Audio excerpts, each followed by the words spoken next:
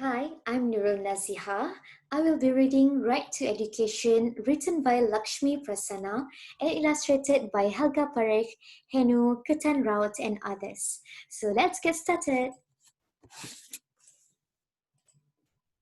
Here is the book.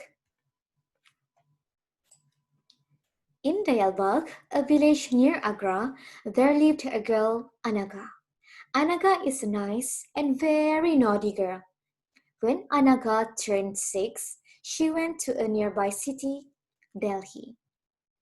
In Delhi, she saw a group of children wearing uniforms, going to school, and playing in the ground. She was so much excited to watch it and asked her parents to let her get admitted in a school. As her parents cannot afford her education, they remained quiet.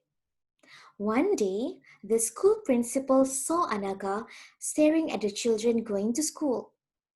He called Anaga and spoke to her about her interests in studies. One fine morning, a letter came to Anaga's house.